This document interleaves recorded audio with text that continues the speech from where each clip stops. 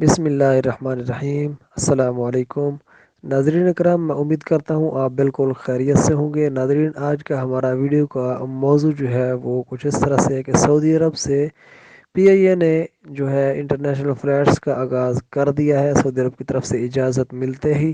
تفصیلات میں جانے سے پہلے میری آپ سے گزارش ہے کہ ویڈیو کو لائک کر کے چینل کو سبسکرائب کر دیں اور بیل کے نوٹیفیکیشن کو دبا دیں تاکہ اس طرح کی ہر نئی آنے والی ویڈیو آپ تک پہنچ سکے۔ پاکستان کی قومی airline Pakistan international airlines P I A نے سعودی عرب کے لیے یک طرفہ فلائٹ آپریشن بحال کرنے کا اعلان کیا ہے۔ ترجمان پی اے عبداللہ خان نے بتایا ہے کہ قومی ایئر لائن نے سعودی عرب میں مقیم پاکستانیوں کی واپسی کے لیے یک طرفہ پروازیں شروع کرنے کا فیصلہ کیا ہے۔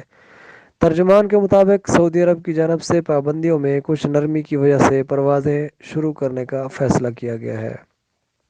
ترجمان پی آئی اے نے کہا ہے کہ یک طرفہ آپریشن کی وجہ سے پی آئی اے پر مالی بوجھ پڑے گا، لیکن اس وقت مملکت میں موجود پاکستانیوں کی واپسی بھی قومی ذمہ داری ہے۔ انہوں نے مزید بتایا کہ پی آئی اے پیر کے روز سے سعودی عرب کے لیے یک طرفہ پروازوں کا آپریشن شروع کر دے گی۔ یاد رہے کہ سعودی عرب کی جانب سے تمام بین الاقوامی پروازوں کی آمد و رفت پر ایک ہفتے کے لیے عارضی پابندی عائد کیے جانے کے بعد پی آئی اے نے 21 دسمبر سے پروازیں منسوخ کر دی تھی۔ ترجمان پی آئی اے کا کہنا تھا کہ تمام متاثرہ مسافروں کو پروازیں بحال ہوتے ہی ایڈجسٹ کیا جائے گا۔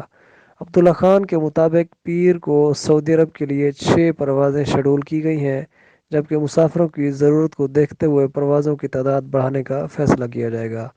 دوسری جانب سعودی سول ایویشن نے فضائی کمپنیوں کو مملکت سے غیر ملکی مسافروں کو لے جانے کی مشروط اجازت دینے کا اعلان کیا ہے۔